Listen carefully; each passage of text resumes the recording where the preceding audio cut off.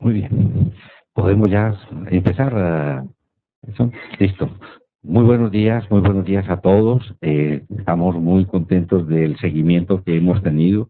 Alrededor de 200 personas están siguiéndonos por Webex y esperamos que ellos sigan haciéndolo con todas las reuniones académicas del departamento, dependiendo de su interés. Pues les decía que hoy vamos a trabajar síndromes coronarios. Prometido que el material de las diapositivas de hoy van a enviarse por correo a todos ustedes, además de que ya ustedes conocen el link para poder ver las grabaciones de estas reuniones. Y hoy espero que tengamos ahora sí la oportunidad de hacer una muy buena interacción, no solamente las personas que están aquí presentes, sino todos ustedes con sus preguntas y con sus aportes que definitivamente todos tienen experiencias muy valiosas en su vida profesional. Bueno, definitivamente estamos ante una enfermedad que tiene como manifestación fundamentalmente una obstrucción de una arteria coronaria, una obstrucción que puede ser completa y origina un síndrome de elevación del segmento ST, o una obstrucción incompleta, un trombo que ocluye completamente la luz.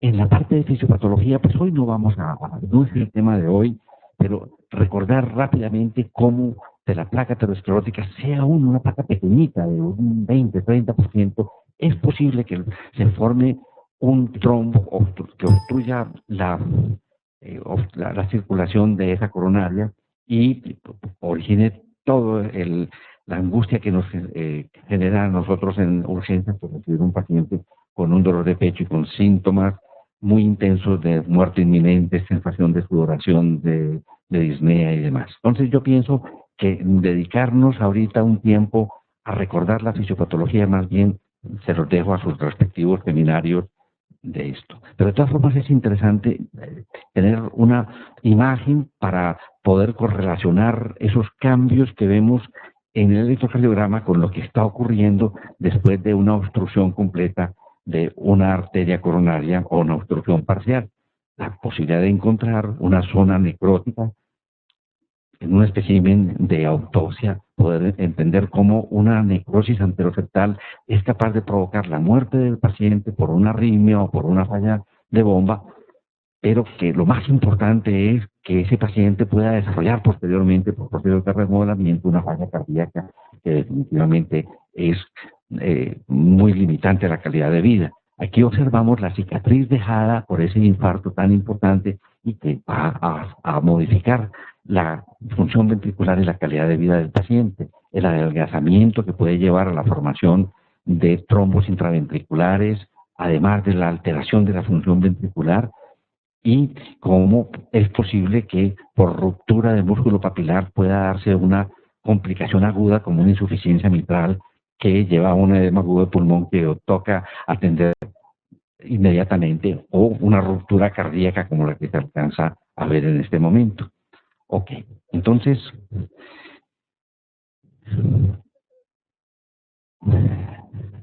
tenemos aquí un pequeño detalle de ajuste, ya estamos. Y vamos al punto ya así definitivamente. Esta linda imagen de New England Journal, donde nos muestra qué es lo que ocurre cuando hay una obstrucción aguda de una de las arterias coronarias, es preciosa.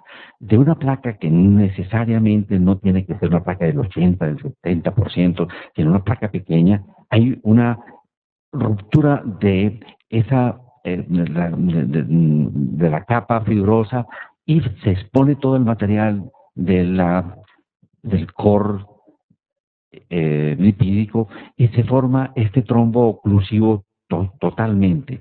Y como se presenta la imagen electrocardiográfica característica de una elevación importantísima de la onda T como la parte inicial del síndrome y cómo jala ese segmento ST.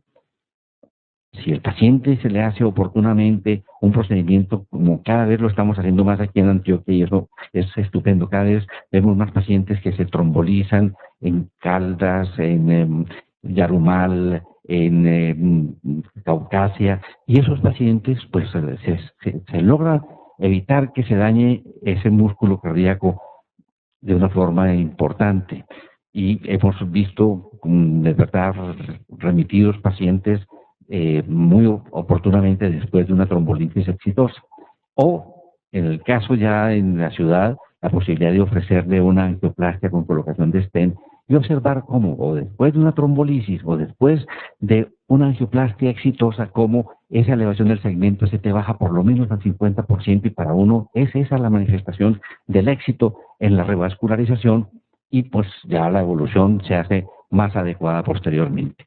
Era de importancia de pronto el primer día que discutimos algo con respecto a el manejo del paciente, que si llega el paciente con una elevación del segmento, estamos sospechando que hay una obstrucción completa de la arteria, y es un paciente que debemos buscar o la terapia trombolítica o la angioplastia para tratar de garantizar que ese paciente pueda recuperar otra vez la circulación de su miocardio y pueda salvarse una serie de eh, eh, cardiomiocitos que en ese momento están posiblemente golpeados por la falta de oxígeno y de nutrientes.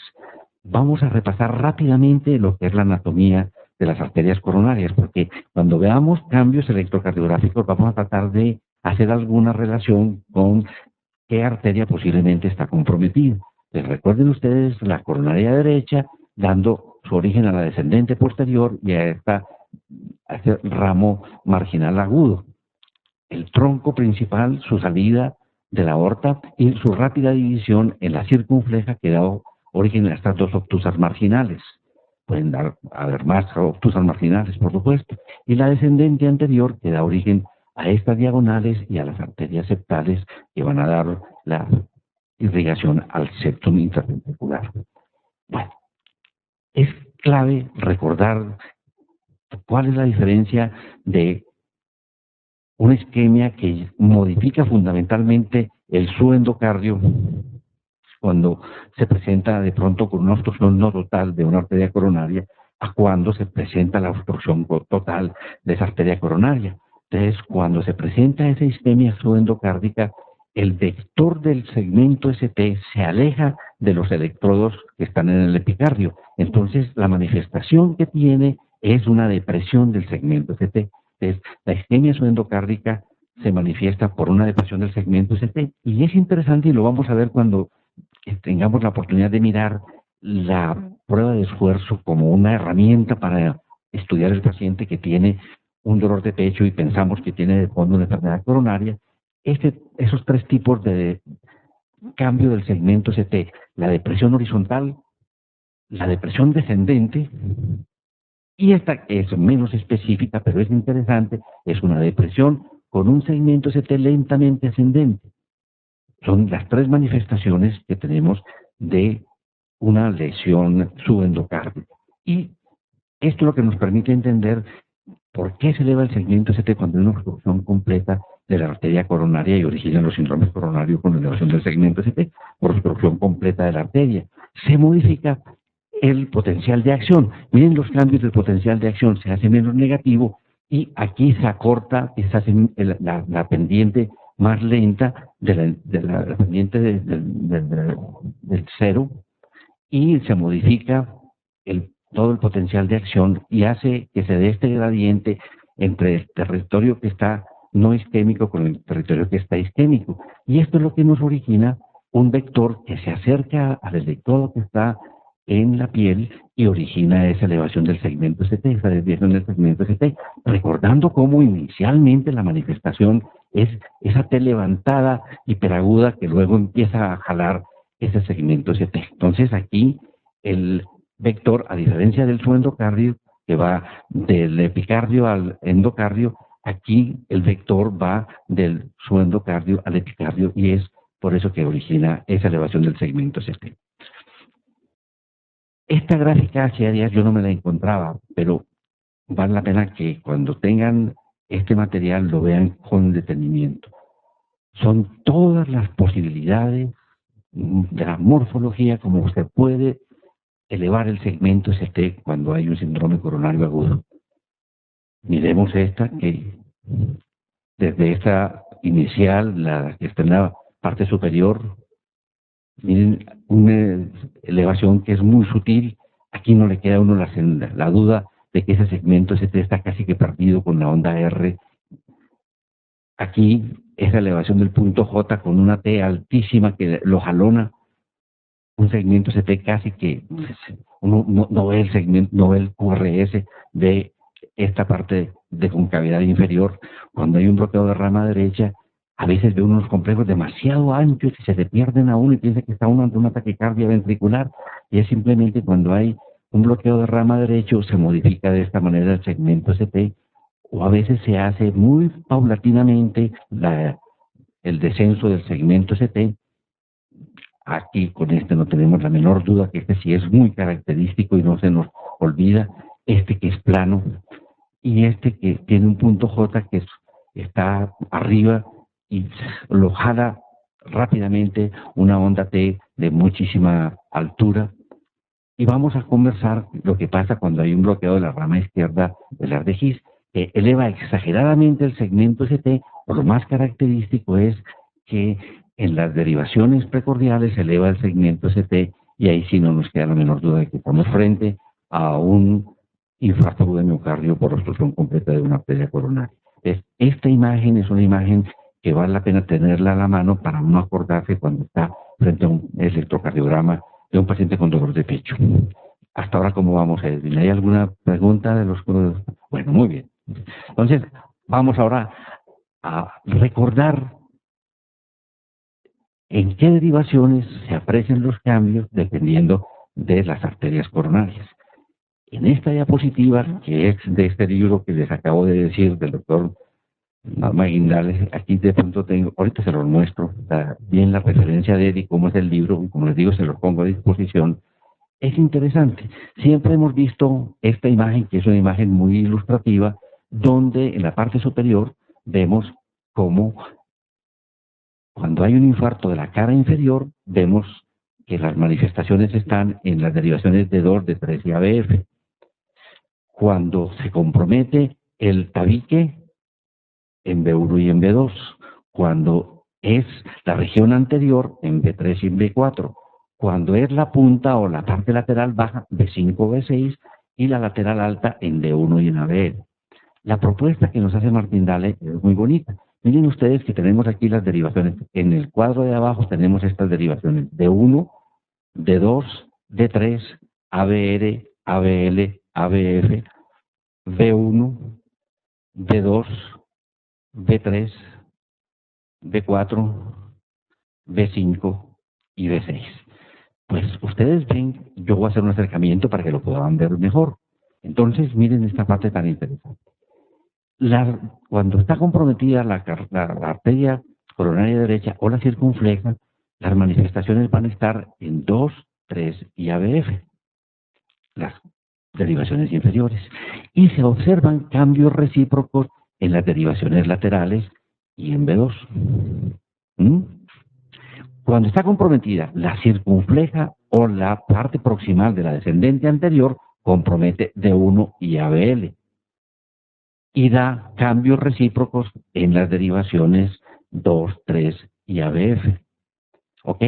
Miren ustedes esta parte que se nos ha poco a poco demostrado cómo en ABR se manifiesta la obstrucción de la coronaria del tronco principal. ¿Ok? Y para que podamos mirar y hacer una aplicación de eso que acabamos de ver, veamos este electrocardiograma. Es un paciente de 50 años que llega a urgencias con dolor de pecho de 2 horas de evolución. Aquí tenemos las 12 derivaciones, tenemos D1, D2, D3, ABR, ABL, ABF, y están las precordiales, B1,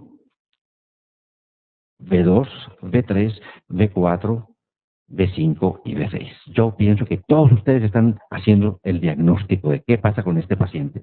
Veámoslo más cercano. Yo quisiera que uno de nuestros residentes hiciera la aproximación. ¿Cómo enfocas? ¿Quieres? ¿Qué piensas de este paciente? Bueno, en este momento, bueno, soy estudiante interno. Bueno, en este momento pues tenemos igual un complejo RR vemos un superdesnivel. Vemos un superdesnivel en la cara inferior. Tenemos D2, D3 y ABF con un superdesnivel, un punto J elevado, acá, donde tenemos un punto J elevado, D2, D3 y ABF, vemos el punto elevado al punto J elevado. Entonces, eso me quiere decir que es un infarto de la cara inferior. Bueno, Luis, además de tú decirme es un infarto de la cara inferior,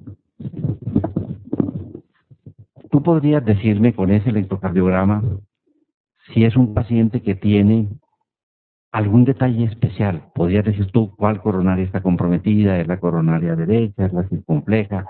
Hay algunos detalles semiológicos que te podrían indicar en ese electrocardiograma tiene algún detallito adicional a simplemente decir un infarto de la cara inferior.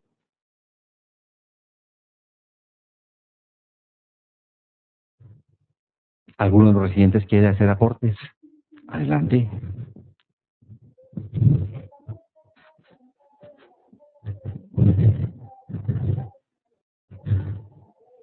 Yo voy repitiendo lo que tú estás diciendo para que todos oigan. Llama la atención y es una de las cosas más importantes ante la elevación de un segmento ST, porque siempre le pone uno la duda, ¿será una pericarditis? ¿Será una preexcitación? ¿Será una repolarización temprana? Otra causa de elevación del segmento ST. Le da a uno una inmensa seguridad ver que si aquí en estas caras hay una elevación del segmento ST, tengamos cambios recíprocos, porque eso nos da mucha seguridad de que sí estamos frente a un síndrome coronario agudo, como las estás tú precisamente diciendo. Hay una depresión del segmento ST en D1 y en ABL. ¿De acuerdo? ¿Qué piensas de esta imagen en V1?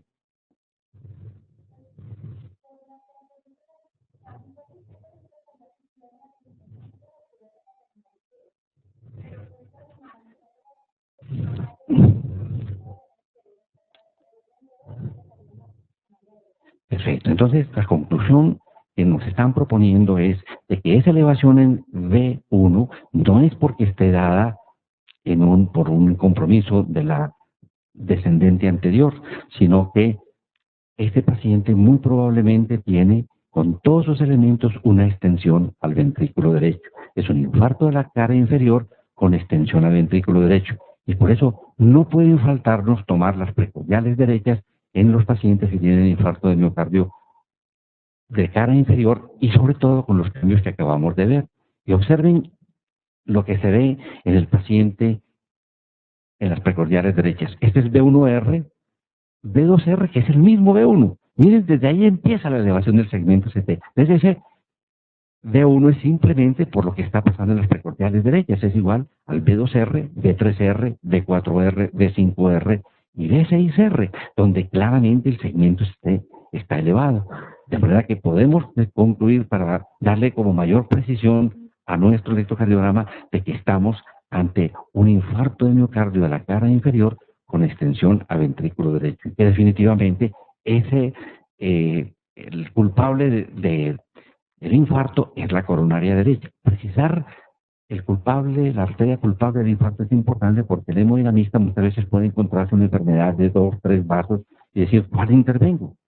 Entonces tiene uno que identificar dónde está el infarto de miocardio para poder intervenir en ese momento la arteria que está provocando el infarto. ¿Qué ibas a preguntar?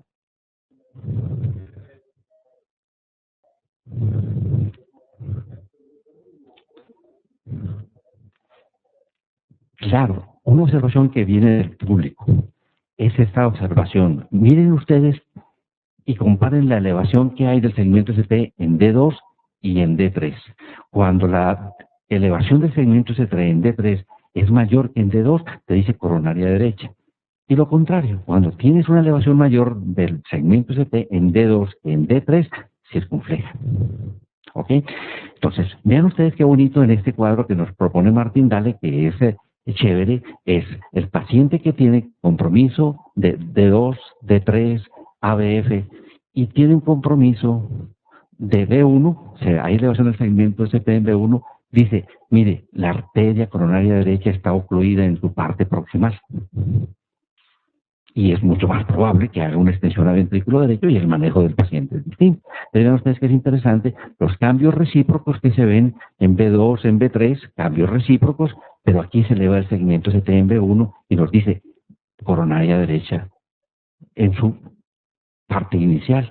Y miren qué bonito, aquí está complementado esto. Las derivaciones B3R, B4R, B5R tienen elevación del segmento ST. Este es el libro del que he sacado estas diapositivas, estas imágenes, que es de una interpretación rápida de los electrocardiogramas en medicina de urgencia, el doctor Martin Daly Brown, y es un libro muy didáctico que se los voy a poner a disposición. No puedo enviarlo pues por correo, pero sí se los puedo facilitar a ustedes aquí. Bueno, ok. Y la otra parte que vale la pena recordar es cómo cambios en V1, pues obviamente que son de la descendencia anterior, los cambios septales son en V1, V2, anteriores V3, V4, y cuando está comprometida V5 o V6, es la de la coronaria circunfleja o la descendente anterior, sobre todo cuando hay un infarto de miocardio extendido. Recuerden nuevamente lo que vimos, que cuando sospechamos un infarto de cara posterior por la depresión del segmento ST en B1, B2, debemos tomar las precordiales posteriores. Recuerden cómo se toman las posteriores, porque allí vamos a encontrar la explicación de los cambios de recíprocos en B1, B2, de depresión del segmento ST, sobre todo cuando hay un R alto en B1 y en B2, que nos va a permitir saber de que estamos frente a un infarto de la cara posterior. ¿De acuerdo?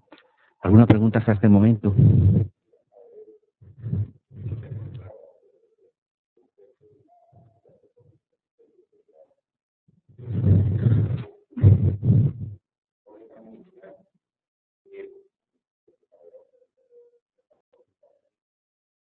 Bueno, entonces son preguntas esenciales.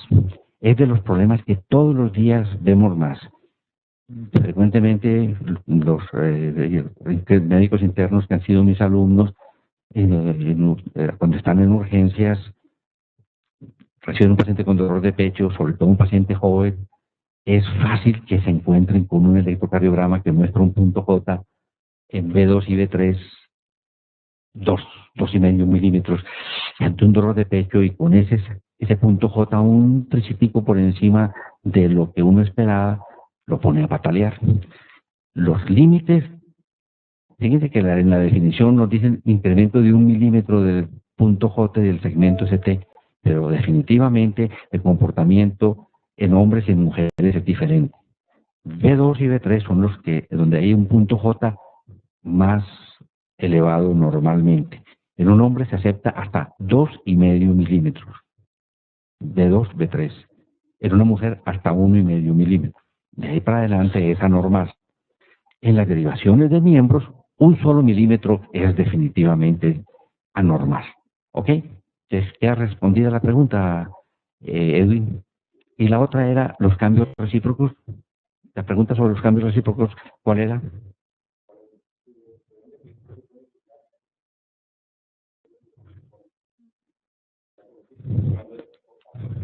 Perfecto. Entonces, ahorita que veamos otros electrocardiogramas, vamos a insistir en los cambios recíprocos. Bien. El otro punto interesante para poder identificar dónde está la lesión, hombre, si nos encontramos una lesión proximal de la descendente anterior o en el tercio medio o en el tercio distal, vamos a tener cambios distintos en el electrocardiograma. Entonces, vean ustedes esto. Si es un cambio en la proximal, los cambios van a estar de B1 a B6 y en D1 y en ABL.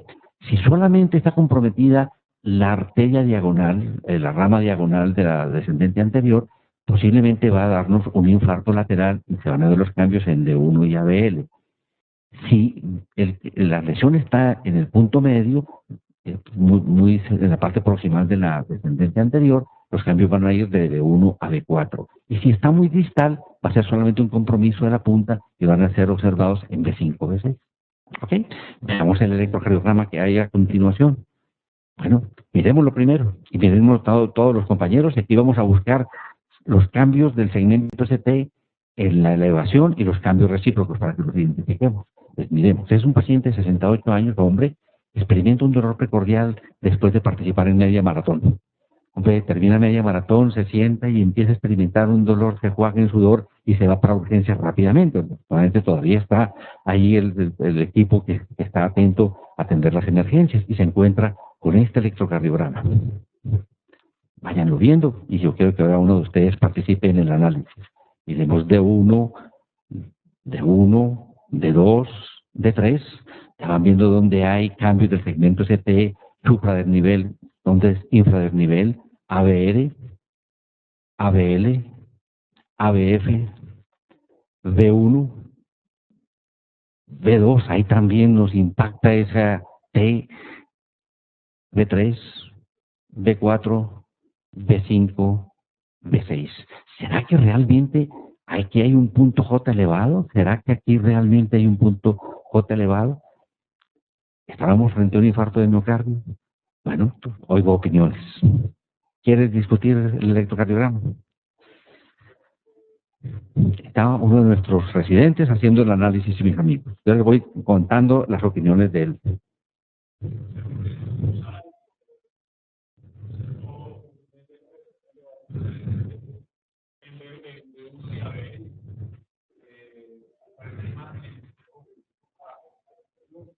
Eso, vean ustedes para insistirle a la pregunta del colega que nos envía. Esta elevación que estamos viendo aquí en D1, esta elevación en D1 y en ABL, puede tener como recíproco, o sea, está deprimido el segmento ST en 2, 3 y ABF. Y nos dice, eso que está viendo, a pesar de que pueda tener usted dudas, o la elevación que estamos viendo aquí de esta T tan alta, es definitivamente por una cosa coronaria. Esa depresión del segmento ST, préstele atención, ¿sí? Entonces, no es por una bobería, no es por una pericarditis. Ese paciente debe tener una arteria obstruida. Entonces, ¿cuál es tu diagnóstico con ese hallazgo?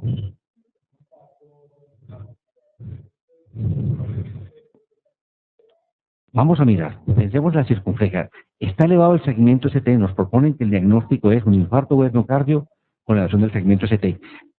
¿Qué territorio? Antes de pensar en cuál es la coronaria. Lateral te lo da D1 y ABL, pero parece que también hay compromiso anterior, ¿cierto? Fíjate y verás que aquí te dice a ti, esta T tan elevada que estás viendo es anormal, esa T se está jalando el punto J. Todavía no lo vemos tan evidente. ¿Recuerdas en la diapositiva donde se veían todos los posibles cambios del segmento ST? Este es uno de los cambios más impactantes y esto no se le puede pasar a uno por alto. Aquí no le queda la menor duda en ABL que ese punto J está elevado, la T está alta y se lo está jalando. Pero aquí de pronto uno podría tener dudas. Este paciente podemos decir que tiene un infarto anteroseptal extenso. ¿Por qué? Hay compromiso B1, B2, B3 y hay D1 y ABL. Y cambios recíprocos en 2, 3 y ABR. Entonces probablemente, ¿dónde está la obstrucción? Descendente anterior, proximal, media o distal. Si está D1 y ABL, es extenso. Entonces te dice, el compromiso es muy importante porque es proximal y está en un territorio muy grande a riesgo. Este paciente lo cateterizaron y tenía una lesión en la parte inicial de la descendente anterior. ¿Ok?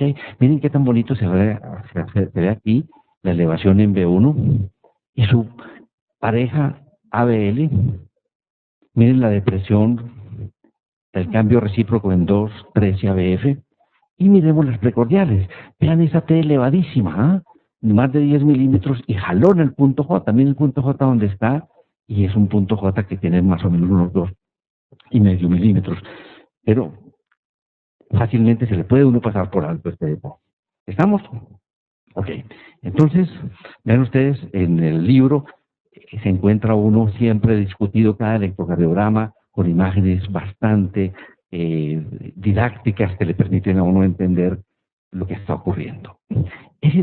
Ya que tenemos este electrocardiograma, vale la pena mirar cómo evoluciona estos cambios del segmento ST. Aquí estamos frente a un infarto de miocardio anteroseptal extenso, elevación del segmento ST en D1, depresión en ABF, elevación en ABR, depresión en ABF, cambios recíprocos, y miren, de B2, cómo está el punto J elevado, el segmento ST en forma cóncava inferior, ya que hay una onda Q en B4 con elevación del segmento ST y luego en B6. O sea que hay compromiso de 1 a BL, B1, B2, B3, B4, B5, B6, un infarto anterocefal extenso. Y miren a las 4 semanas como en D1 ya el segmento ST ha ido bajando, ya hay una clara onda Q, una T negativa, la hay igualmente en ABL, y lo que quedó, que era lo que uno espera que no le pase a los pacientes si los atendemos oportunamente y les hacemos trombolisis oportunamente o angioplastia oportunamente, una Q, indicador de una necrosis con esa T negativa de ramas simétricas muy profundas, como evolución del infarto de miocardio. Bueno, un reto bien interesante con este paciente.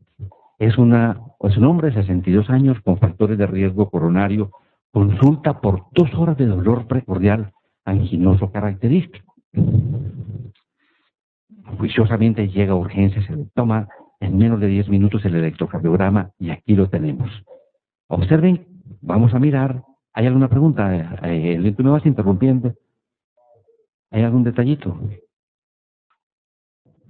Bueno, entonces, vean ustedes D1, que hay del segmento ST, deprimido. En D2, deprimido. En D3 está muy bajita el voltaje, no alcanzamos a ver mayor detalle. ABR, ¿qué les parece? Elevado. ABL, deprimido. ABF, segmento ST, deprimido. D1.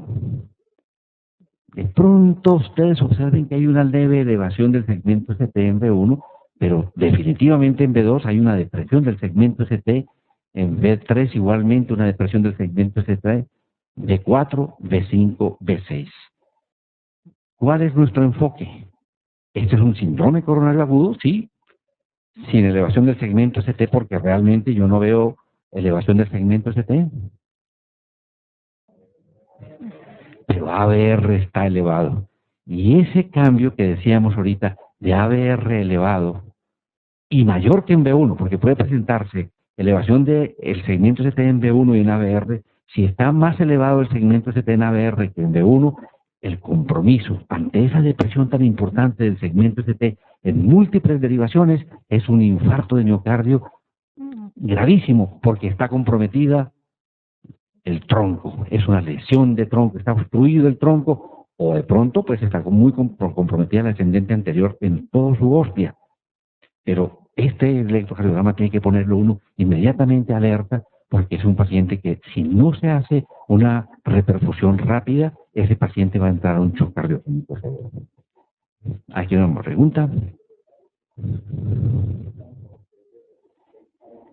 Entonces, la pregunta es muy buena, porque hemos aprendido que la lesión del tronco se evidencia por depresión en múltiples derivaciones, como tú dices, por lo menos en 6 derivaciones. Pero si solamente tú tienes depresiones del segmento ST, no puedes decir que estoy frente a una obstrucción completa del tronco. Puedes decir, se trata posiblemente de una isquemia subendocárdica que puede ser dado por un infarto sin elevación del segmento ST. Pero el quiz que te permite aquí hacer el diagnóstico es la elevación del segmento ST en ABR, que es lo que te dice a ti, definitivamente estoy frente a una lesión del tronco. Y debe cumplir eso de que la ABR sea mayor la elevación que en B1. Perfecto. ¿Alguna otra pregunta, algún otro comentario? Este es un electro muy bonito, porque lo vemos con relativa frecuencia y a veces se le pasa por alto al médico general cuando está en urgencias, y esta posibilidad de poder identificar oportunamente una lesión de tronco es esencial. ¿Alguna pregunta? Bueno, entonces vean ustedes qué tan bonito nos dice aquí el libro de Martin Dahle. ABR, la descendente anterior, todo el tronco de la descendente anterior, ¿ok? Para que no lo olviden. Volviendo a repasar la dificultad que se le presenta a uno en el diagnóstico de cuando hay una infarto de miocardio en presencia de un bloqueo de rama izquierda. Recientemente los residentes de medicina interna hicieron la presentación de un estudio largo para mirar los criterios se llaman de Garbosa, no encontraron mucha sensibilidad y especificidad, pero vale la pena siempre tenerlos en cuenta, porque esto igualmente son los criterios cuando uno recibe un paciente que está con un marcapasos.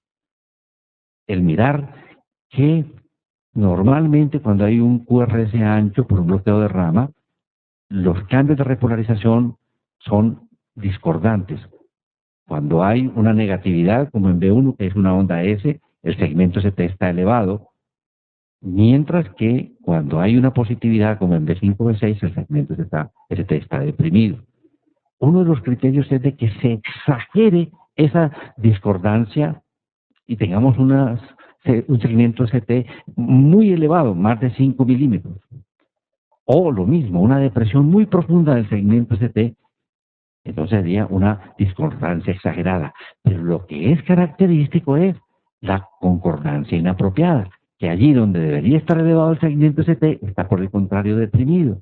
Y donde está elevado el segmento ST, donde hay una onda R, si se encuentra un segmento ST elevadito, aunque sea 1 milímetro, definitivamente ese paciente con bloqueo de rama izquierdo está cursando con un infarto agudo de miocardio. Y no es porque tenga una cardiopatía dilatada, porque tenga ya previamente ese bloqueo de rama izquierda. ¿Ok? Veamos la contrapartida de los síndromes coronarios agudos. Esta es una mujer de 55 años, consulta por 4 horas de dolor anginoso. Miremos el electrocardiograma para hacer de pronto más fácil, acerquémonos a él. D1, en D2 nos llama la atención algo ya anormal. Esta T no debería estar negativa en D1. Si aquí hay una onda R, deberíamos tener una onda T positiva. En la D3, R, deberíamos encontrar una T positiva, la encontramos negativa. ABR está planita. ABL no vemos nada que nos llame la atención. Y en ABF nos encontramos una T negativa nuevamente. 2, 3 y ABF. Y miramos las precordiales. Miramos B1, nada que nos llame la atención. B2, nada que nos llame la atención. Vean ustedes el punto J. Aquí está a 2 milímetros. 1,5 milímetros. Hasta ahí se permite en una mujer. D3, B4, B5 empieza a darse una depresioncita del segmento ST y en B6 hay una pequeña depresión del segmento ST con una T negativa. 4 horas de dolor de pecho. ¿Cuál es el diagnóstico con esta paciente? Ese es su hallazgo electrocardiográfico. Jóvenes, un voluntario. ¿Cómo lo enfocamos?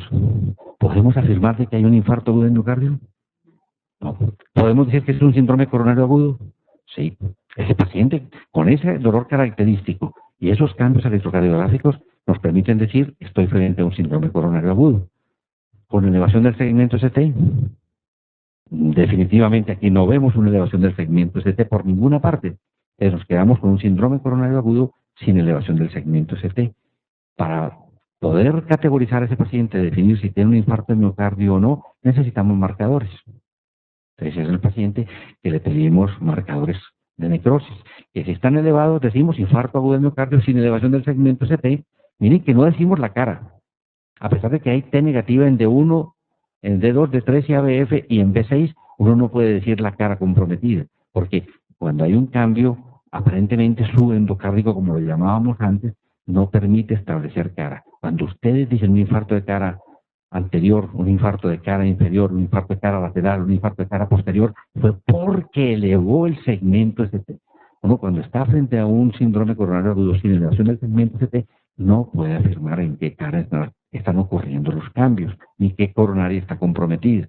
Uno puede decir aquí, hay evidencia de isquemia de la cara inferior, pero no puede decir que hay una necrosis ni hay un infarto en evolución de la cara inferior. Dice, un infarto agudo de miocardio sin elevación del segmento ST si los marcadores de necrosis están elevados. En caso de que los marcadores de necrosis no están elevados y le hagamos la curva, porque hay que hacerle seguimiento tanto de marcadores como electrocardiográfico, esa parte es clave. El electrocardiograma, el seguimiento del electrocardiograma es fundamental para poder tener un buen manejo de los pacientes, ¿de acuerdo? Seguirlo hora a hora, si uno tiene dudas, con los cambios electrocardiográficos y los marcadores. Entonces este paciente lo enfocamos como un síndrome coronario sin elevación del segmento CT. Y aquí la fisiopatología es distinta, no hay una obstrucción completa de la arteria coronaria. Vamos a manejarlo como un síndrome coronario agudo, pero no vamos a hacerle trombolisis. Y no vamos a llamar al hemodinamista de urgencia. Vamos a estabilizar el paciente y ya luego veremos cómo evoluciona el paciente y tomamos decisiones de qué hacer con él. ¿Alguna pregunta hasta ahora? ¿Alguna?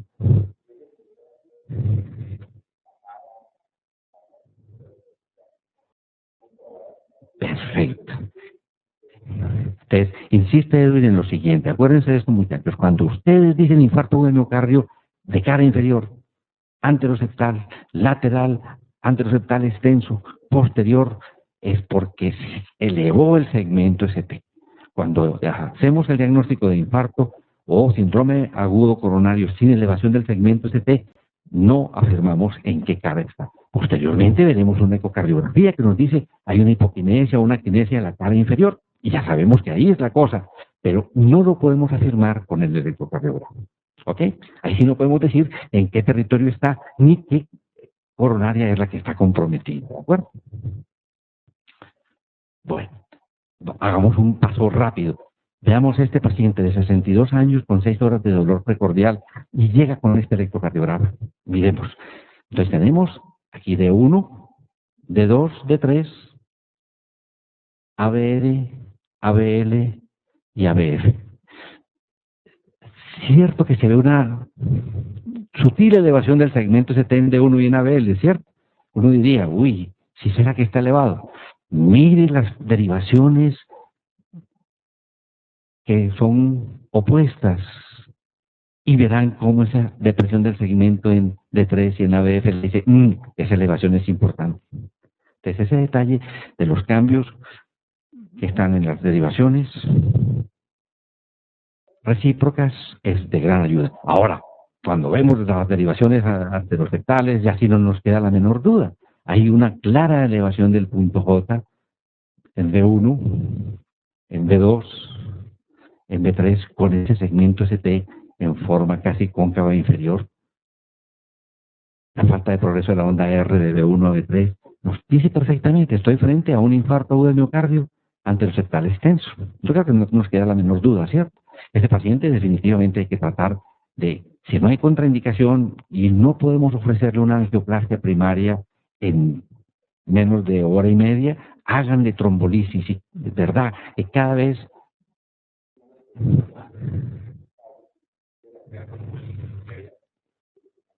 perfecto. Entonces, uno de los colegas que están siguiéndonos por internet insiste en esa parte. Este paciente no les quepa la menor duda de hacerle en Ciudad Bolívar una trombolisis antes de mandarlo para Medellín. Si ese paciente tiene 3 horas en las que sigue muriendo los cardiomiocitos, ese paciente va luego, posiblemente se salve, pero va a quedar con una lesión muy seria que lo va a llevar a una falla cardíaca. Y si logramos hacer una trombolisis y es exitosa, posiblemente posteriormente se hace algo complementario, pero se ahorra muchísimo cardiomiocito y ese paciente puede que no desarrolle una falla cardíaca posteriormente. Trombolizarlo, pero si estamos aquí en la ciudad,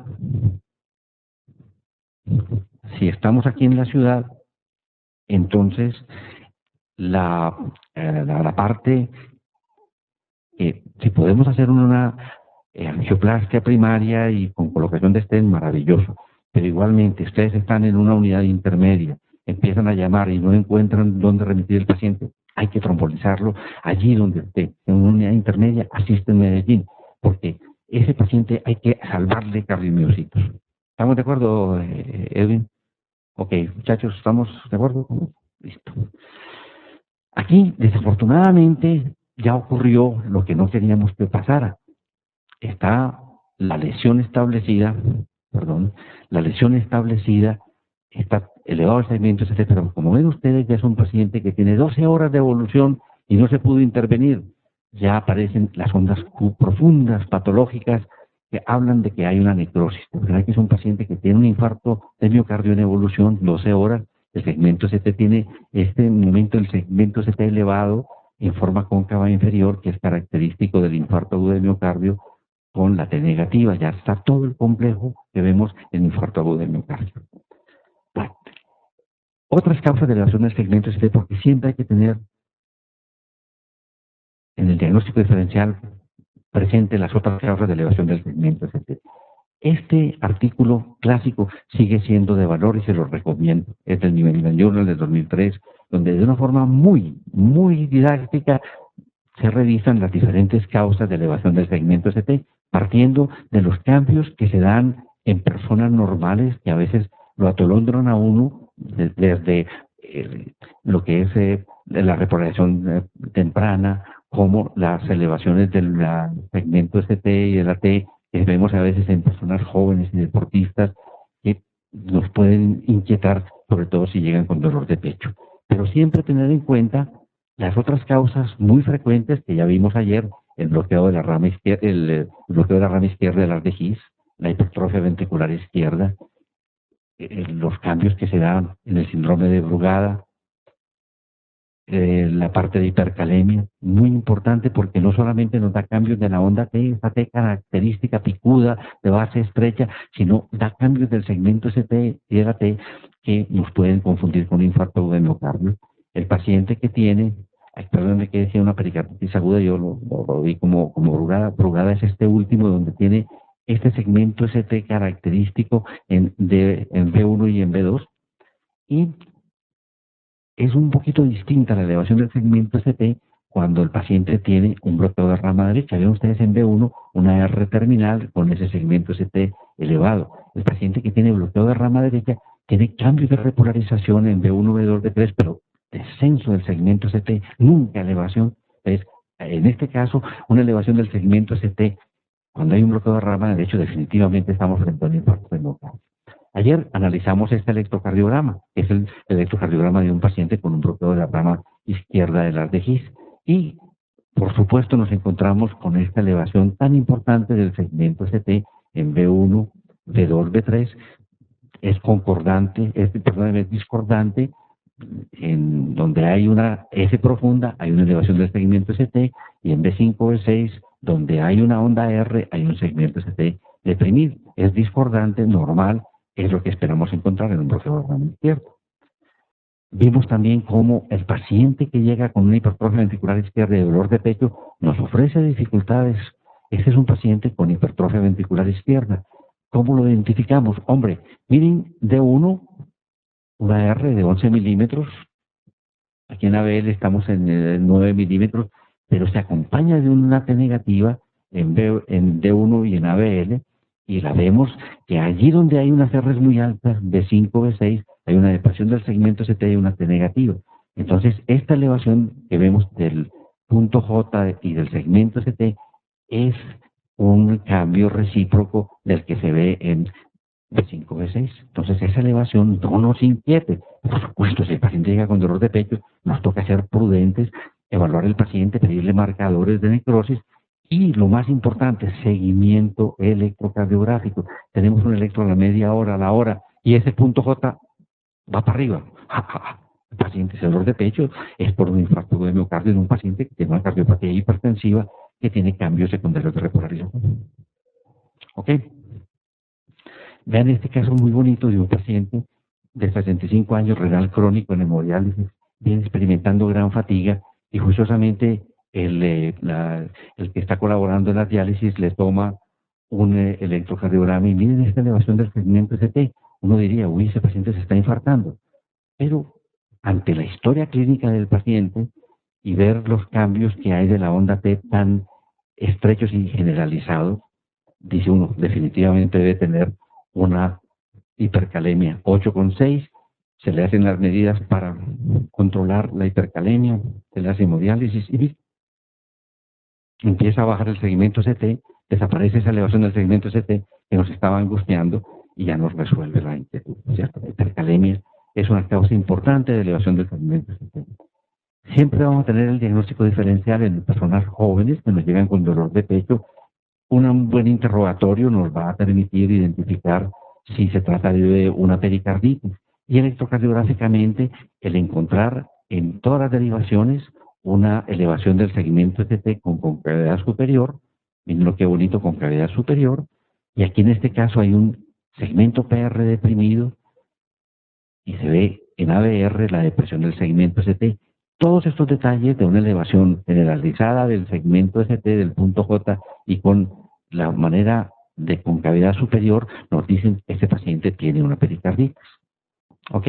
Tienen que tenerlo siempre en el diagnóstico diferencial de estos pacientes. Aquí tenemos otro ejemplo bonito de un paciente con pericarditis. Miren, D1, el segmento ST elevado, el segmento ST cóncavo superior, D2 igualmente está comprometido, en D3 no vemos mayor cambio, pero sí lo vemos en ABF, lo vemos en ABL, y miren, la depresión que tiene el segmento ST en ABR, que es la clave, está allí deprimido el segmento ST en ABR, y aquí está elevado el segmento ST, gracias a un punto J elevado, siempre con elevación del segmento ST en forma de concavidad superior. ¿Ok?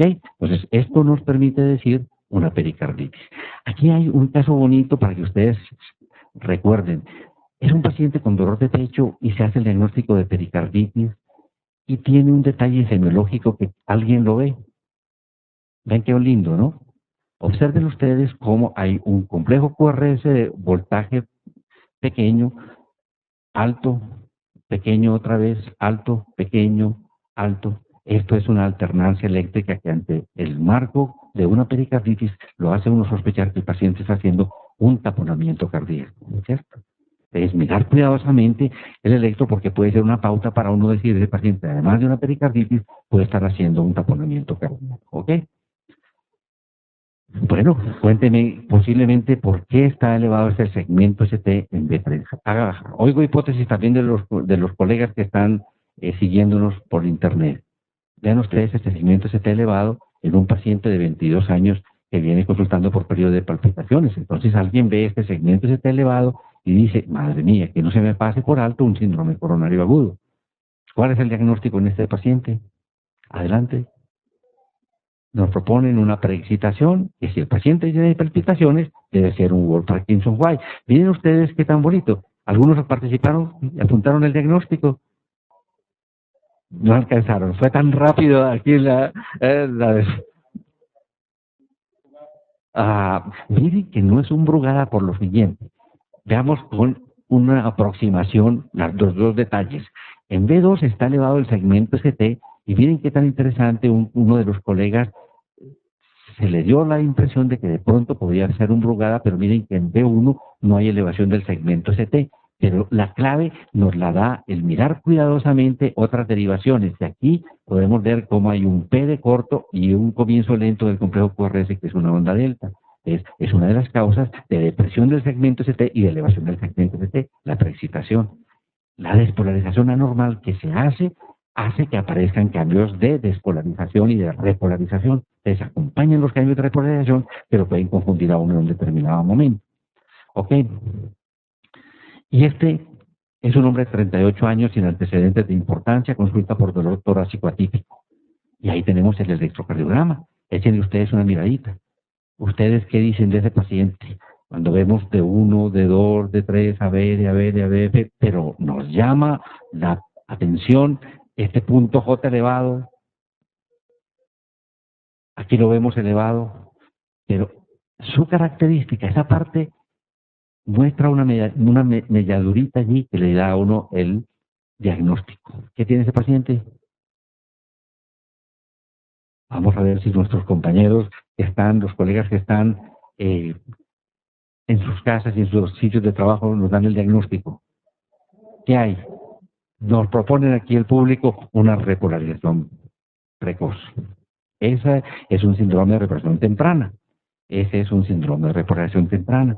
Entonces, esta característica que vemos aquí, esa muesquita en la rama descendente, es la clave para uno decir estoy frente a una repolarización temprana. Por supuesto, muchachos, hay que ser muy prudentes.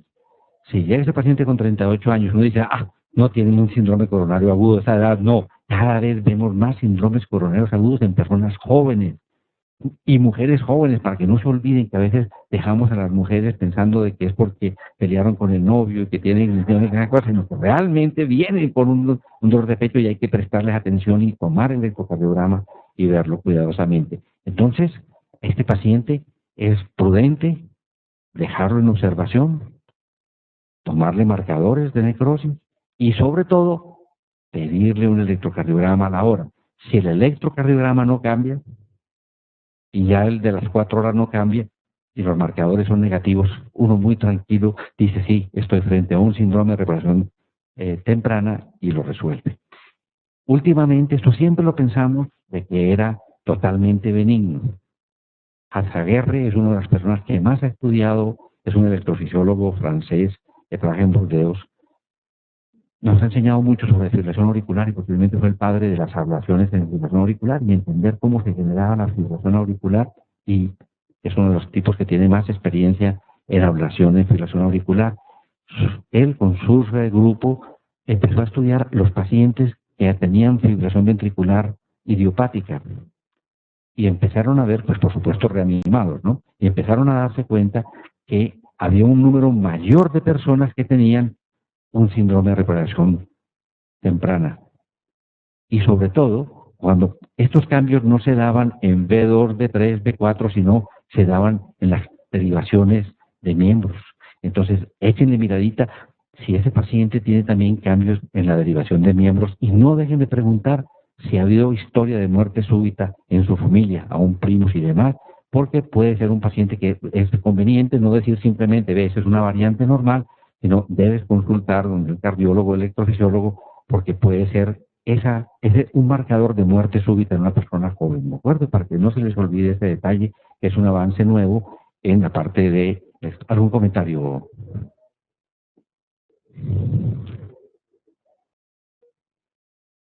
Lo que ha hasta este momento establecido Azaguerre y los que están estudiando, porque apenas está empezando a analizarse, es de que esto también tiene algo que ver con algo parecido al Brugada, que hay un trastorno en la fase 0 en los canales de calcio. Entonces, pueden generar arritmias como lo que ocurre en Brugada, que llevan a una torsade de Points o a una arritmia, una taquiarritmia, a una fibrilación ventricular y a la muerte del paciente. Entonces es muy parecido a lo que pasa. Esos síndromes se llaman ahorita síndrome de punto J o síndrome J, el Brugada, como vamos a ver ahorita. Este es un paciente con un marcapasos. Aquí sí no hay la menor duda de que está con un marcapasos. El que le mostré el primer día, sí, era muy difícil ver, pero este es un marcapaso viejito, un marcapaso unipolar, donde la espiga es muy evidente, y ven ustedes que es una de las causas de elevación del segmento ST. Aquí hay que aplicar los criterios de Brugada, como si este paciente tuviera un bloqueo de rama. Si vemos que el paciente llega con dolor de pecho, y aquí donde hay una onda S, vemos que en vez de esta elevación del segmento ST, hay una depresión, está haciendo un infarto de miocardio ese paciente. Entonces, en el paciente con el marcapasos se aplican los criterios de Brugada iguales para el bloqueo de rama izquierdo. ¿Ok? Los que acabamos de ver ahorita. ¿Alguna pregunta? ¿Algún comentario? Por favor. Hay una pregunta tuya que no la pasé por alto, por favor.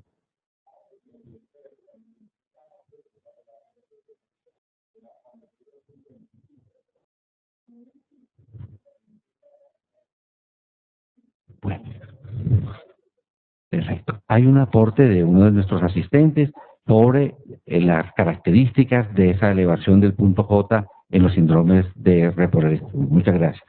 ¿Y tu comentario?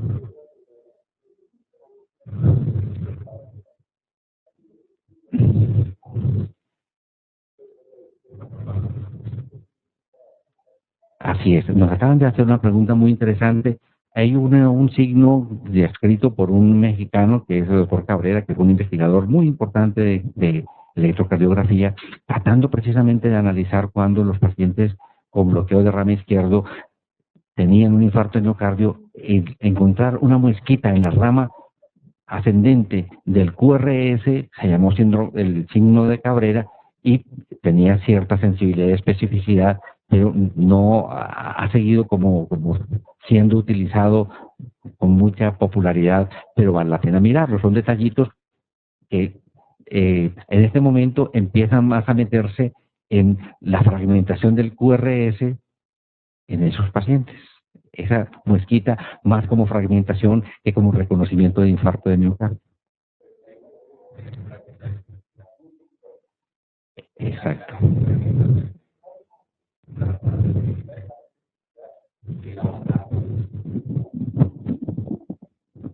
En crónico, la fragmentación del QRS se ha visto que tiene una sensibilidad mayor y una especificidad mayor que la onda Q de un paciente que había tenido o previamente había tenido una enfermedad coronaria. Eso es Edwin no estuvo aquí en el primer día y discutimos lo de fragmentación del complejo QRS. Ustedes recuerden ustedes que nos está aquí reforzando lo que discutimos de fragmentación, que cuando está fragmentado el QRS es importante cuando hay patología de base y es importante como factor predictor de progreso y de pronóstico vital del paciente, de eventos nuevos coronarios de muerte súbita.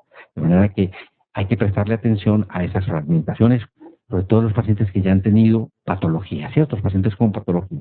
Bueno, listo. Aquí sí está el electrocardiograma característico de un Brugada. Es un joven de 25 años después de reanimación cardiopulmonar. Cuando sale de reanimación cardiopulmonar, miren lo que está pasando en V1 y en V2. Esa elevación del segmento ST es característica del síndrome de Brugada. Aquí lo vemos con una aproximación más apropiada de qué es lo que pasa. Se semeja como un bloqueo de la rama derecha de las de His, pero miren cómo la recuperación es mucho más lenta. Esa R final, que la podríamos llamar así, es de una pendiente mucho más lenta. Bueno, aquí tenemos un caso autóctono nuestro. Esto originó la publicación de un estudiante de medicina nuestro que hizo un seguimiento de este paciente y su familia, y lo hizo una revisión muy bonita y que se publicó en la Acta Médica Colombiana como una revisión de síndrome de Brugada muy completo y muy adecuado. Aquí lo vemos, en V2 se ve como una silla de montar. Ese es el otro tipo de elevación del segmento en síndrome de Brugada. Sí, dan aquí ustedes con mayor evidencia como en silla de montar es muy sugestivo de un Brugada, ¿cierto? Bueno, vamos a ver si ustedes me hacen el diagnóstico de qué pasa con este paciente. Este es un reto muy bonito. Es un hombre de 64 años, 2 infartos de miocardio previamente. Ahora ingresa por disnea y tiene signos de falla cardíaca. Y se le toma el electrocardiograma. Vamos a hacer una aproximación a ese electrocardiograma. Aquí tenemos de 1, aquí está de 2. Ya ustedes ven de antemano que aquí hay una Q, hay una primera deflexión negativa en D2, y la hay en D3 y la hay en ABF, de manera que definitivamente este paciente con esta Q en D2, en D3 y en ABF, sin cambios del segmento ST, nos dice una necrosis antigua de la cara inferior.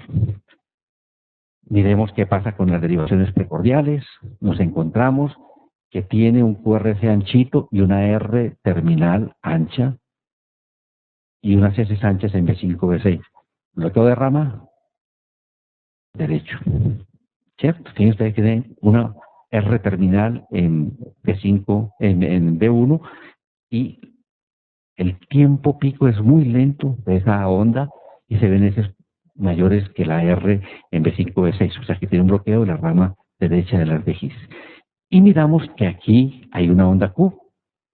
En B2 hay una onda Q, la primera deflexión es negativa. Nunca en B2 van ustedes a ver normalmente eso, una Q en B2. En B1 puede uno ver una onda Q, pero en B2 ya no tiene por qué ver una onda Q. Y miren ustedes, hay una onda Q, está también en B3 y está en B4. Aparece ya una onda R en B5. O sea que ese paciente también tuvo un infarto de miocardio anteroseptal, que quedó esa necrosis allí. Bueno, pero tiene esta elevación del segmento ST en B5, en B4, un poquito menos acá. ¿Será que esta elevación de B5 y de B4 es porque está haciendo un nuevo infarto agudo de miocardio? ¿O tendrá una explicación distinta en este paciente esa elevación del segmento ST? Hipótesis. Damos la oportunidad, no hablemos un ratico mientras nuestros colegas que nos están acompañando tienen alguna hipótesis.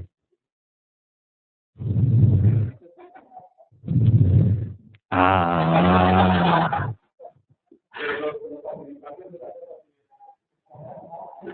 Muy bien.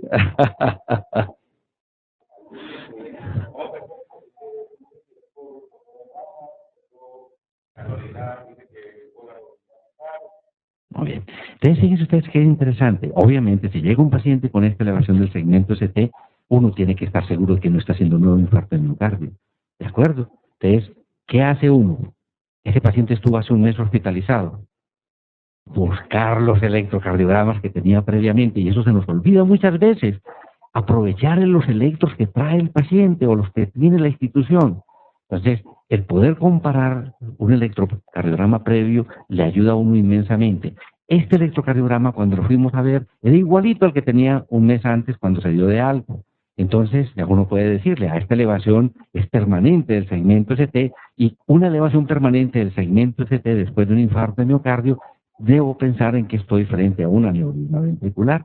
Entonces, es una de las causas de elevación del segmento ST, que por supuesto la historia, el seguimiento del paciente y lo que es también la parte que tiene que ver con la ecocardiografía que le pida uno al paciente le va a resolver la inquietud.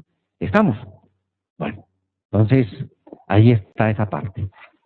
Bueno, vamos a repasar rápidamente el paciente que le llega a uno con dolor de pecho a consulta.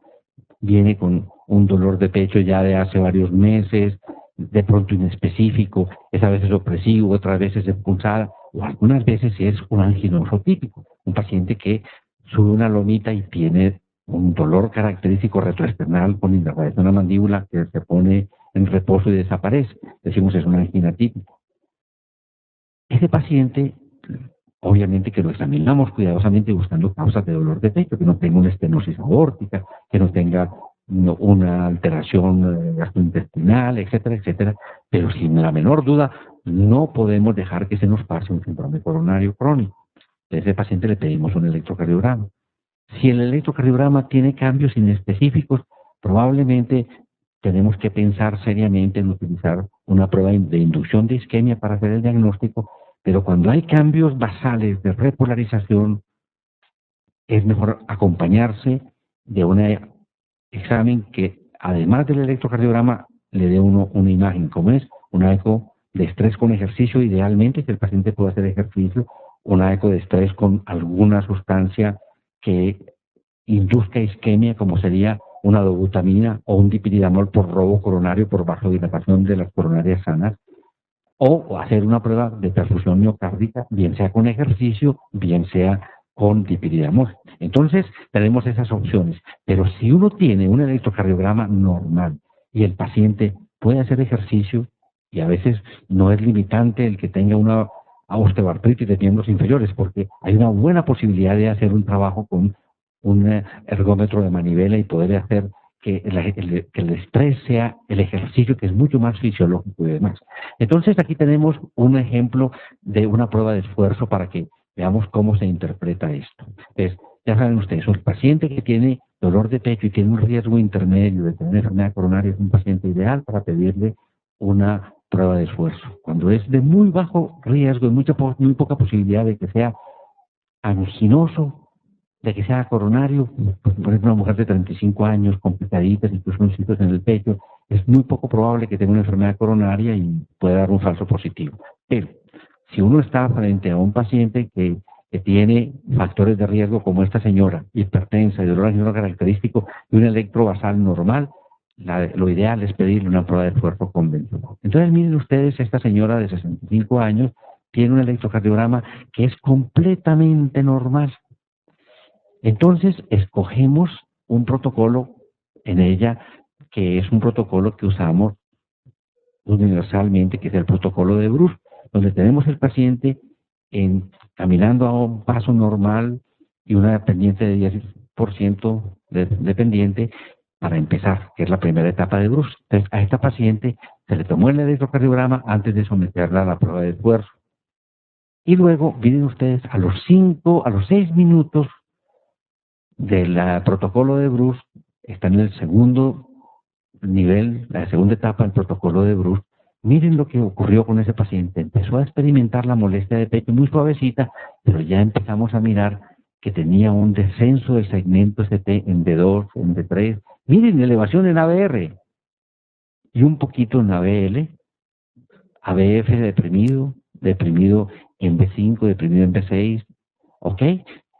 El trabajo que hace el computador y nos muestra el descenso en una de las derivaciones claramente de 1,5 milímetros. Ese paciente avanzó un poquito más, llegó 2 minutos más, y así el dolor se hizo intensísimo, que reflejaba y remedaba lo que él estaba consultando, y miren cómo ese segmento ST siguió bajando definitivamente, elevado todavía en ABR, y miren la depresión que hay en esto. Entonces este paciente se suspendió en ese momento la prueba y empieza la recuperación. Y miren ustedes cómo ese segmento ST persiste deprimido, pero esta vez se hace descendente, que es muy, muy, muy característico de enfermedad coronaria. Es lo que decíamos al principio, una isquemia subendocárdica. Lo que se ve en las pruebas de esfuerzo es una isquemia subendocárdica. Si a un paciente durante una prueba de esfuerzo le eleva el segmento ST, solamente hay 2 explicaciones para eso. En ese momento el paciente me está haciendo un infarto de miocardio mientras yo le estoy haciendo la prueba de esfuerzo, o me está haciendo un espasmo coronario. Un espasmo coronario produce elevación del segmento ST. ¿Ok? Entonces, este paciente definitivamente, ven ustedes, en ABR está elevado, ¿verdad? Que ahí se pone uno un poquito atento con este paciente, pero luego rápidamente se descendió, ¿cierto? Entonces, un paciente que hicimos una interpretación, y es lo que yo espero que ustedes, siempre que vean una prueba de esfuerzo, no se limiten solamente a mirar si es positiva o no para enfermedad coronaria. Una prueba de esfuerzo es la oportunidad de ver al ser humano en actividad. Uno lo ve sentadito en su consultorio, lo acuesta, pero no lo ve en actividad. Es una oportunidad única de mirar su comportamiento con ejercicio. Entonces, una prueba de esfuerzo tiene mucha información. Mire, damos los detalles por los cuales se le pidió a esa paciente la información. Se le hizo la prueba de esfuerzo. Una mujer de 65 años, hipertensa, estadio 1, hace 5 años el diagnóstico, experimenta molestias retroesternales con ejercicio. Su EKG basal está en límites normales. La indicación es descartar enfermedad coronaria en esta paciente. Se indica qué protocolo se utilizó. Uno utiliza un protocolo más suavecito en una persona de edad o en una persona con limitación, o que le dice, mi dolor aparece cuando yo camino 50 metros en plano. Entonces uno empieza con un protocolo suave para tratar de remediar la actividad que le produce síntomas al paciente y lo que el paciente puede hacer. La razón por la que se suspende la prueba, en este caso se suspendió por la molestia retroesternal y cambios en el electrocardiograma. Y uno informa los hallazgos. El segmento ST se deprimió tal como lo vimos ahorita. Y decimos como conclusión, prueba positiva para el diagnóstico de enfermedad coronaria.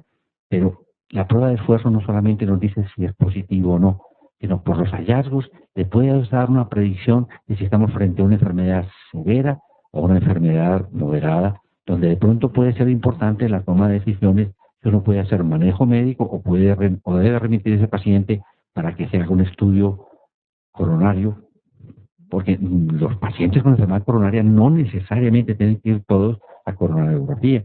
La posibilidad de hacer manejo médico es una alternativa válida dependiendo del paciente y la categorización del paciente. Entonces la prueba de esfuerzo nos da una información muy valiosa, y eso se logra por este índice que ustedes tienen que aprender igualmente a manejar, que se llama el índice de DUB.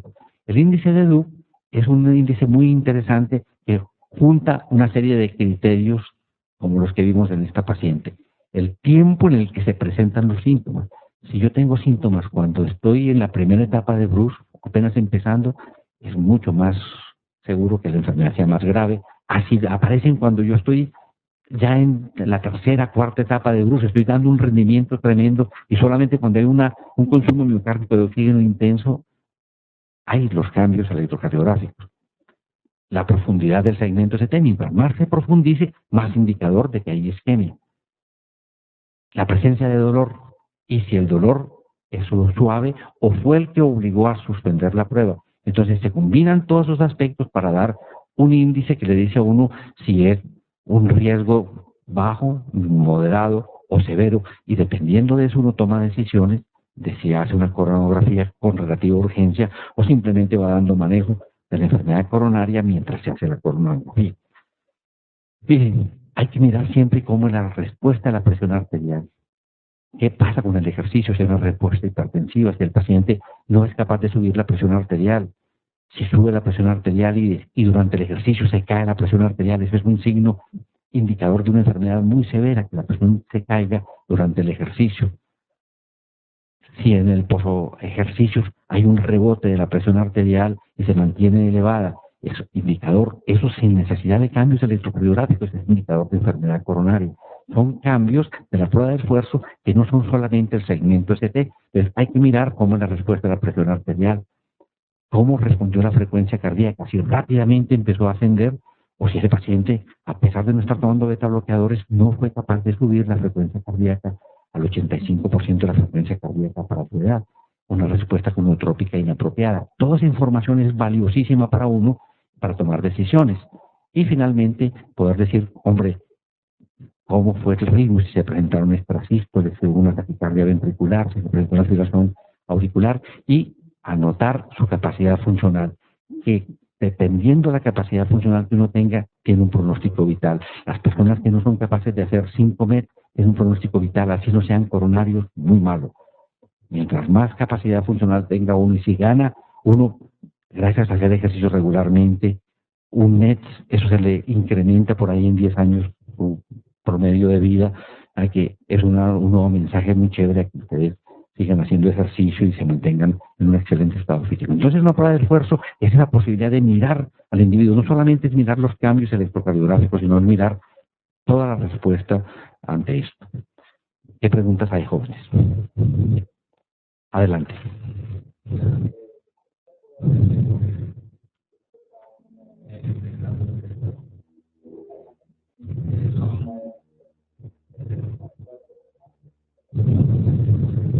Una muy buena pregunta y vamos a repetir la pregunta para todos ustedes. Si llega un paciente con dolor de pecho y ustedes ven un descenso del segmento ST en B1, B2 solamente, pero miran cuidadosamente y la R en B1 y en B2 están altas, cualquiera de las dos derivaciones, no duden, ese paciente tiene un infarto de la cara posterior.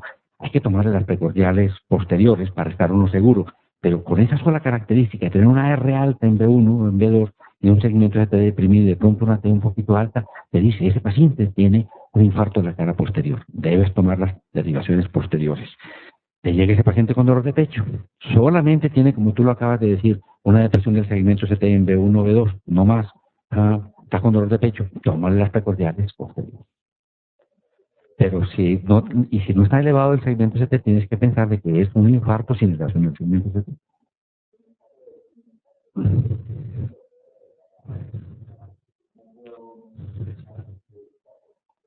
Perfecto. Entonces, miremos. Un paciente que tiene bloqueo de rama derecha. Acuérdense que el bloqueo de rama derecha, la característica es R en B1. La repolarización.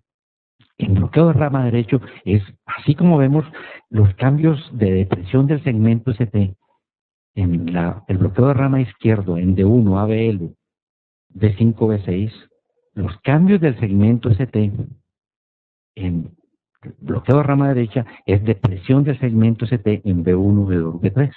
Entonces, es lo que yo espero encontrar. Si yo tengo una pequeña elevación, aunque sea de 1 milímetro, en B1, B2, B3 del segmento ST en un paciente con bloqueo de rama derecho, tiene un infarto de miocardio anterorrectal. ¿Ok? Entonces, pequeña elevación en B1, B2 con bloqueo de rama derecho es infarto de miocardio. ¿De acuerdo? Muy bien. ¿Alguna otra pregunta?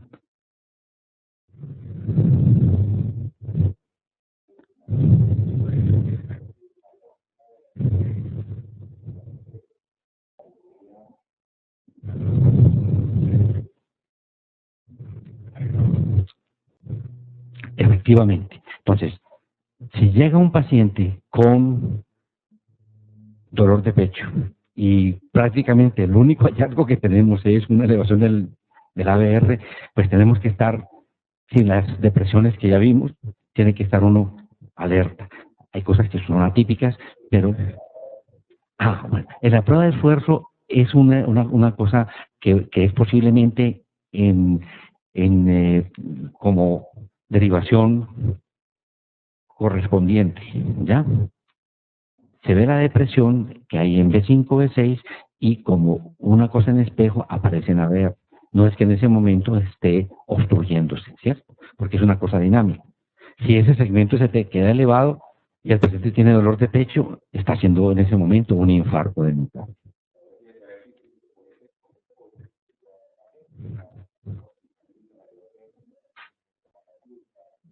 Muy bien. Este paciente termina esa prueba de esfuerzo. Uno ve una tendencia de algunos cardiólogos que da una prueba de esfuerzo positiva y le arman la pelotera al paciente y casi que ese paciente sale en camilla para un servicio de urgencias. Una cosa es los síndromes coronarios crónicos y otros son los síndromes coronarios agudos. El paciente que tiene una placa aterosclerótica que está ocluyendo un 80% de una coronaria, y si esa placa está estable, puede quedarse así mucho tiempo y no causar la muerte del paciente. Otra cosa es el paciente que tiene dolor de pecho y lo estamos haciendo un diagnóstico de síndrome coronario agudo. Por eso uno no hace pruebas de esfuerzo cuando el paciente tiene diagnóstico de síndrome coronario agudo, hasta que no se estabilice, que ya deja de tener un síndrome coronario agudo. Entonces, si este paciente, por ejemplo, en la prueba, sigue con dolor de pecho, no se le quita el dolor de pecho y ese segmento ST está elevado y sigue la depresión del segmento ST, ese paciente va para urgencia. Este paciente bajó el segmento ST, se le quitó la molestia del pecho, se recuperó el electrocardiograma, es normal, y siempre que uno está haciendo pruebas de esfuerzo, no puede dejar de monitorizar su paciente hasta que no se haya revertido completamente los cambios electrocardiográficos. Uno no manda, no sale el paciente del laboratorio de prueba de esfuerzos si no está ya otra vez completamente normalizado. ¿De acuerdo? Es una cosa de pura prudencia y de sentido común. Entonces, si ese paciente se recuperó completamente, yo digo, este paciente tiene una enfermedad que debe ser importante. ¿Cuál es mi responsabilidad en ese momento? Mira, vas a llevarle esto a tu médico tratante, llevarse el informe. Si ese paciente en ese momento no tiene medicación, probablemente yo tengo la autorización de decir, mientras lo ve su médico, le formulo un beta bloqueador, le formulo probablemente una estatina si no la tiene, una aspirina, y me quedo hasta el momento tranquilo. Vas a llevarle este informe a tu médico tratante. Eso sí, si por alguna circunstancia tienes dolor de pecho en el transcurso de esa consulta, vete para urgencias con este informe. ¿Correcto? ¿Sí? ¿Estamos de acuerdo con esa procedencia? Adelante.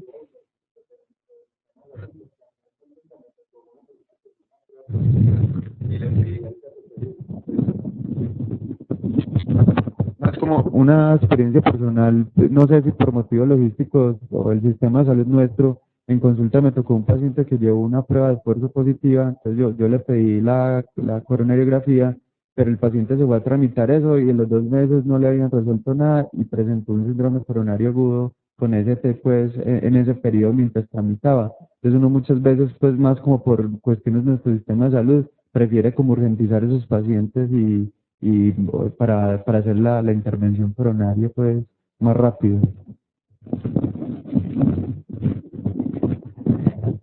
Leonardo y todos, yo pienso de la experiencia que he tenido con pacientes coronarios estables, yo no tengo ninguna angustia con pacientes coronarios estables de que estén, sí, protegidos con beta bloqueadores, que estén con la aspirineta y que estén con la estatina. Me siento tranquilo. Con la información de darle al paciente, si usted experimenta un dolor en el pecho en reposo, así sea corto, se va para urgencias. Entonces, yo pienso, no creo que debemos tener temor al manejo médico del paciente coronario. Como les decía ahora, otra cosa es, esta paciente tiene ese dolor de pecho empezando la prueba, se me cae la presión arterial, me hace una taquicardia ventricular, es otra cosa, porque me está diciendo que probablemente el compromiso es de tronco o el compromiso es de 3 vasos. Y esos son los pacientes que se benefician de revascularización en enfermedad crónica. Pero el paciente aún puede tener una enfermedad severa de una coronaria derecha y puede permanecer así mucho tiempo. De manera que uno, ante un síndrome coronario crónico, puede ser esperar la evolución, y eso sí, insistirle al paciente que deje de fumar, si es un fumador, controlaremos bien la presión arterial si es hipertenso, si es un paciente que es diabético, controlar muy bien tu parte diabética. Correcto. Pero tú tienes razón. Tú estás frente a un paciente y el manejo que siempre hacemos es muy individualizado. Entonces tú tomas tu decisión, obviamente, no solamente teniendo en cuenta los aspectos médicos, sino psicológicos y sociales. Entonces tu decisión no tiene que estar metida en las guías, sino que es la decisión con tu paciente. Te dio la impresión de que ese paciente no iba a dejar de fumar, no iba a tomarse los medicamentos porque hay una situación social. Me arriesgo a que ese caballero me haga un síndrome coronario y haga una lesión importante y prefiero más bien urgentizarlo. Pero es una decisión muy individual, ¿cierto? Y muy justa, muy adecuada, porque uno tiene un conocimiento de su paciente y sabe cómo va a tomar la decisión. Y ahí sí se tiene que apartar un poquito de la vida. ¿Ok? ¿Alguna otra pregunta?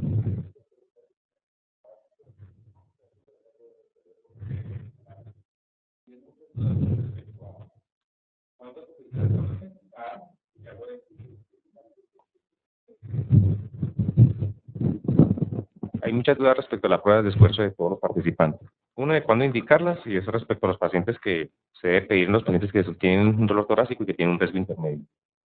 Y se han preguntado mucho sobre las posibles contraindicaciones que hace si el paciente tiene un marcapasos, ¿cierto? Y las posibles contraindicaciones para solicitar una prueba de esfuerzo.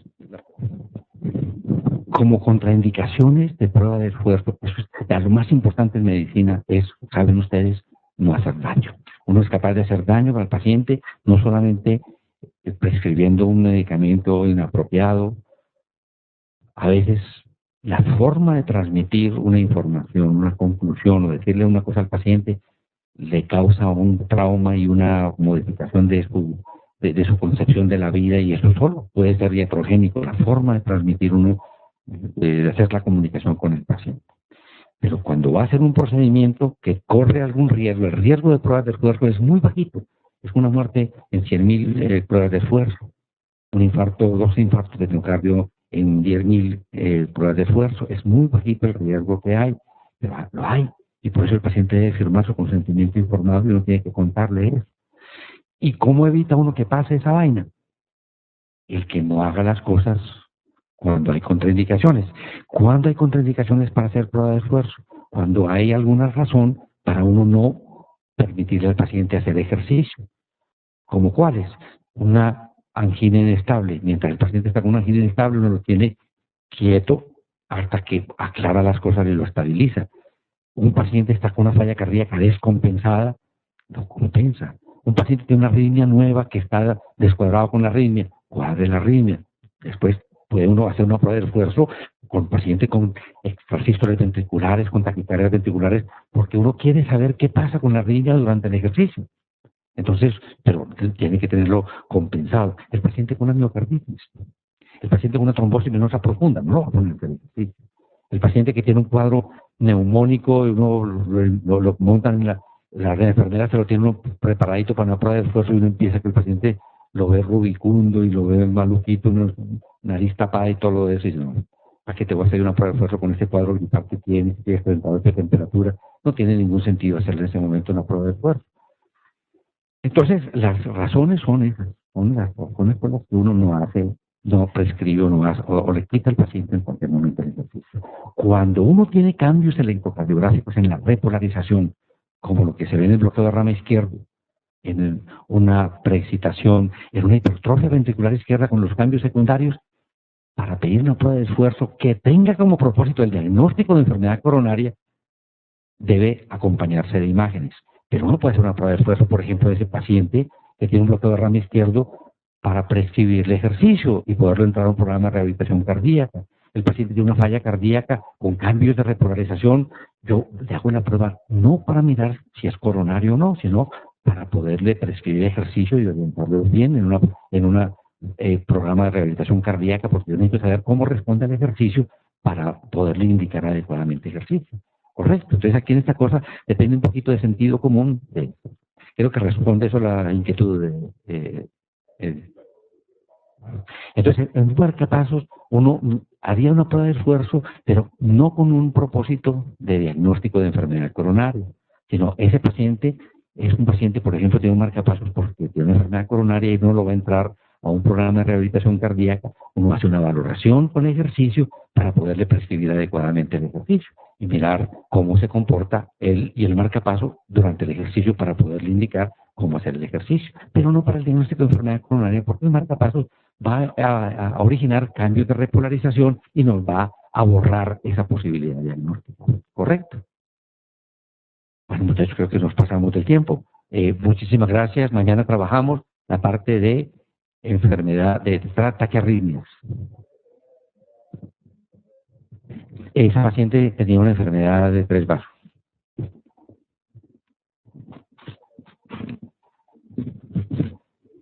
Te cayó el chat.